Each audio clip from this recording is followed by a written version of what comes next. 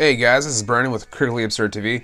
We got another repair and restoration for you, and today we're going to be working on the Xbox 360 controller. I'm replacing this one because these things are chewed off.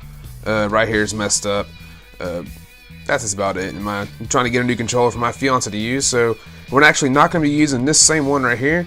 I'm going to take it apart, show you how to do it, show you what some cleaning spots you should hit, and how to make everything look nice. And then when I put it back together, I'm actually going to be using this. It's transparent, has its own buttons, everything, and we're going to be doing that. Alright, so to get started, show you how to take this apart. On the back, there are 1, 2, 3, 4, 5, 6, and then the last screw right here. Alright, so let's unscrew it. One thing I forgot to tell you guys, for this you will need a Torx screwdriver. You cannot use a flathead to get these, it will strip the screws, so don't do the wrong thing. Alright, so let's do this. Alright guys, so we got it all unscrewed. One thing to notice right here, I don't know if you can see it too well, when you're cleaning, right here is probably the most area you should focus on when you go to cleaning the controller before you put it back together. Obviously that's where, that's where your hands rest. Just sweat's all building up in there. It's really gross. Alright, so we got it all unscrewed, and I highly suggest you guys get some sort of container to put it in. It's really good for you. Alright, so you just pull it apart and be easy with it. These things, the vibration things, will jump out at you, and you do not want to risk messing up these cords. Alright, you just pull this out, set it to the side, and you can actually go ahead and lift up the board here. And when you're going to look at the board, you want to make sure that all these connections here look good. Let me see if I can get it. All the connections look good. You don't see any rust, nothing's exploded, nothing's dark. Flip it over. Now when you're cleaning the board, these connections right here is what you need to wipe. Get a little cotton swab and get some alcohol, isopropyl, and wipe it down quick, dry it off. Right here is where your connection is going to be, so if you have anything, if you had a controller that doesn't respond as quick as you like it to, it might be a connection issue right here. Alright, and these things just lift right up, Set this to the side. Also, right here, you're going to want to make sure nothing, no dirt, hair, nothing stuck in there.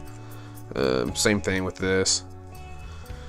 Just go over it real quick, make sure nothing's messed up with it, and make sure these stay in good condition. Obviously don't touch the board too much, try to keep it enhanced to the sides of it. Make sure triggers still work. We're going to be replacing just the trigger itself. We're not going to be messing with the assembly. Alright, so put that to the side. What you're left with is this right here. You got these rubber padding. You can take that off. The Xbox button and its holder. Alright, if you obviously can't tell, anytime you're putting these together, you can see these little grooves on the side of it, grooves on the side of this one. They just go right in the grooves. That's it, simple as that. Alright, when it comes to this, when you go to wash it, right in the crevices right here, you can see it's really dirty. So go ahead and just put some soap and water, scrub it easily, and let it dry. Alright, last thing in here on this controller right here, you got the D-pad and you got the XY buttons.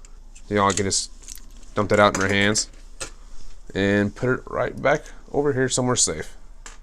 Alright, last piece for the original piece. You can notice right here, there's 2 tiny screws. You're going to need that to take the D-pad off, so let's go ahead and do that. Alright, to finally get the D-pad off, once you unscrewed it, you can see right here there's little tiny flaps in there. Take one and gently push it that way, and then you can pry it a little bit from here. Be careful, do not break it, and it should come right off. So here's the back, and then the D-pad itself. Alright, once you're down to here, you can just take the bumpers here, and it slides right out. Alright, and once you're done with that, you are left with the 360 controller apart and ready to be cleaned. From here, just run it over some water take a little brush and brush it off with with some soap and water and let it dry. Now make sure when you put this back together, make sure it's absolutely dry. Do not let it put back with any moisture whatsoever. And let's move on to the next part. Alright, so you got your controller washing. You got everything getting ready for the next part. So we're going to look at this next. The rubbers for the connecting to the board. Alright, when you come to these little black pieces, you want to look at it and see if there's any shine. If there is, let's run over some paper and push down this part and get all that. This right here is just making this contact a little more clear and easier to make connect and for a better connection for the board. So just make sure they're all rubbed down a little bit and you'll be good to go. Alright, next part. So you got everything washed, everything's ready to go, and you're ready to put it back together. What I'm about to do would be the same thing you were doing if you were sticking with the original pieces. But like I said, I'm upgrading or switching, or however it works, to a clear case to a different skin. If you're switching skins, if it comes to screws, use those screws. The ones that came with the old controller, the screws are a lot wider and you will crack the case, so do not do that. Alright, next part. The bumper, and you're just going to slide it on. It's basically as it sews. You can see these pegs right here. Make sure everything's in there right. Don't snap anything off. This part you guys may not be dealing with, but if you're switching skins, here's the top of the part right here. It's also going to have the sync button for controllers and a really tiny piece. That is the actual button that goes right there. If you can see, if it fixes.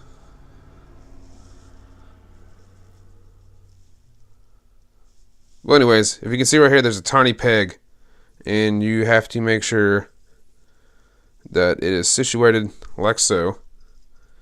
The tiny hole to the left, and just put it right in that center right there.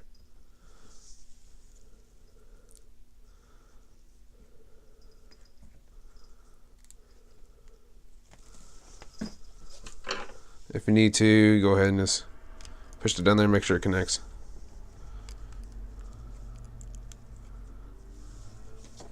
Be aware that some of these little pieces with some controllers do not seal right. So when you're putting it together, do not push real hard on that. You'll have to reconnect it and make sure everything's in there well.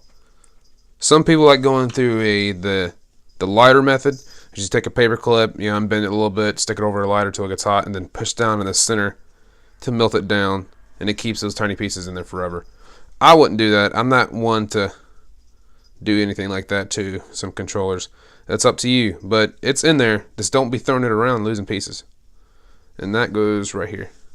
Alright, so once you have your piece together with the sync button on the left and everything is situated the same way, it slides up underneath right here. If you can see these grooves, and it won't snap into place, but like you heard, it's a snug fit. So there's your bumpers. Alright, I'm going to be changing out the triggers here. And to do that, you have this lever right here. See how it pushes down? Just take it and push each of them in different directions. But be careful with it, and when you're doing it, push this that way and then down, and then it will pop out like that. Alright, to get the triggers off, after you remove this lever out of the way, from here, these little pillars right here, you have to pull those apart a little bit and then push this back at the same time. And this spring will be underneath it. Be careful that it doesn't shoot out and you don't lose it, because you need to retain this for the new controller. So after you take that out, it comes out like this. Just move it to the side, out, and out. That's all you have to do. And just repeat the set backwards if you want to replace the new ones. Alright. So you got the new one in there. So you take the spring, there's a little post right there in the center. Just line it up, and all I have to do is close it, and we'll line it up to close it so it rests on that post in the center of it, right there. And let's push it back, and there it goes. You hear that click? That's what it rested right there in the center. And you pick the post up, move it over, and attach it. And there you have it, new trigger. So do that for both sides. One trick I've learned when doing restorations, if you have a spring for it and it's not as tight as you like to be, just take it, and give it a little couple tugs going out. Don't pull too hard to stretch it out too much. Just take it, stretch it out just a little bit, and that should give it some more snap. Alright, so we're getting ready to put everything back together to the new skin, or if you guys are keeping to the original one, we're just going to put it back to this. Alright, this one hasn't been washed because it's brand new, so I'm just taking some alcohol on some swabs here, and just going to wipe it down a little bit. This actually brings out a little shine from a little bit, and from any dust that might have been built onto it from packaging and delivery. And hit the inside as well. From here, go ahead and take your buttons, and they just slide right here in the grooves. You can see each of them is shaped a different way, and the bottom of these will help you know where to put them. But if you know where the buttons go on the controller, there's no question to it.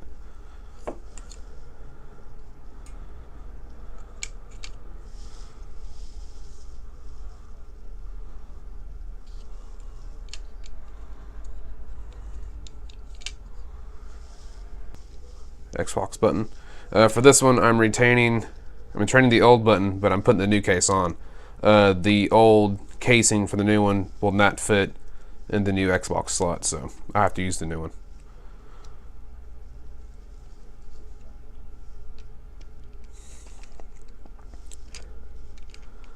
It's right in there. I'm going to take the back button and the start button. There's that. Now we can go ahead and put the D-pad on. So this goes right here. You can see how there's grooves on it. There's grooves right here and right here. Just drop it in there. And then you would, from the other side, see these posts right here. They attach to the other side of that.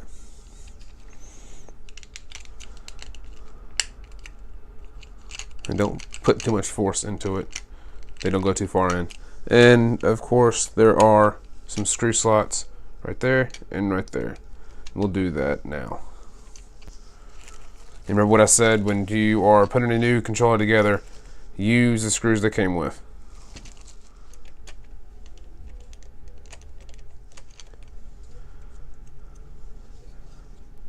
Okay, from here, we're going to go ahead and put the rubber paddings on. This one right here is a long piece. Just flip it over, and this goes to the XY buttons, back, start, and Xbox button.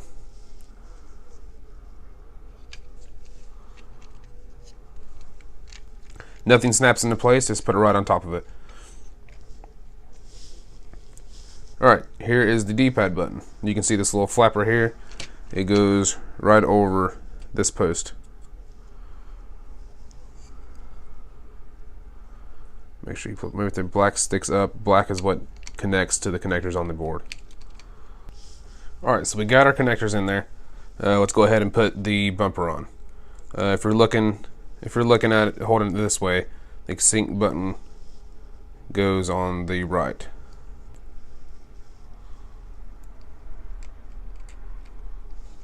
It just drops right in there.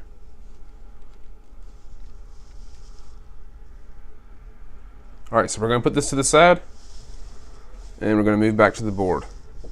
Alright, the board is done, it's clean, and everything's good to go. We just need to put the thumbsticks onto the housing for it. If you see the insides, they're shaped a certain way, and so are these things, so that you'll figure it out.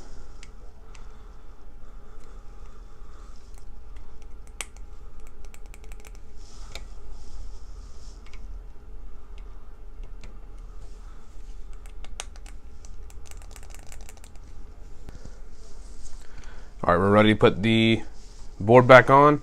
We're going to fit the thumbsticks in here, and then these grooves right here is where the vibrations go. And make sure the bottom half is on.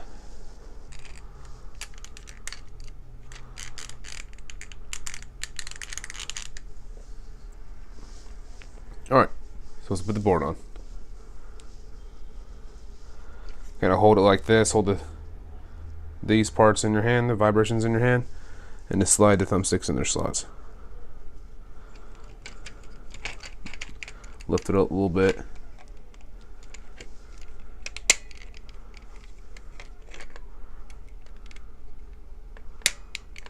And there you go. That's in there. Alright, so we're going to pick these up, and we're going to put them right in the grooves. Move the cords over a little bit. Alright, and kind of give it a little spin, make sure nothing's jolting around. And tuck the cord. Give it a little spin, make sure nothing's hitting on the sides of it. Alright. Alright, there's that, and we're ready to put the back of the controller on.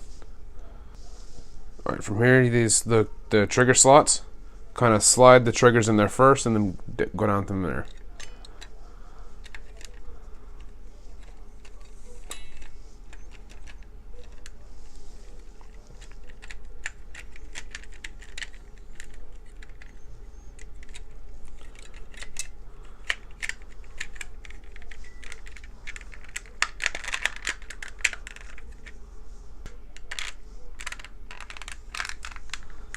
And that's the controller right here. That's what it looks like. Looks pretty good. Alright, from here, from everything that needs tightened up, it's pretty much going to get taken care of when you screw it in. Just be careful when you do it. Don't do it too quick, and do it a side at a time. So start here, over here, and just move back and forth. Alright, here is the finished product. You got our screws in the back. Everything's good to go. Just need bits of batteries in it, and let's give it a test. Alright, if you like to get something that you have gaming wise and you want to restore it and get a good shine from it, one thing I recommend is you get a paper towel and some furniture polish. Spray a little bit on the paper towel and wipe it down. It should give it a good clean. We'll see what it looks like. So it looks a little bit better. You can see the shine from it with that. So that's what it get. And I'll show you what it looks like when you do it on the original Xbox. Alright, so here's the original one. This one's been cleaned a little bit, so I'm going to show you what it looks like when you put a little shine to it. That looks a lot better. It looks almost brand new. So when you're doing a restoration for the original one, it would look a lot better when you end up doing this at the end of it. Alright, we got some batteries in the back. See if it works. And we got it good. Even connected to my Xbox I already have. Alright, so, guys, so that's how you take apart a Xbox 360 controller and put it back together. Hope you guys liked it, and be sure to follow us for more restorations and repairs. This is Brandon again with Critically Absurd TV. Thanks for watching, guys.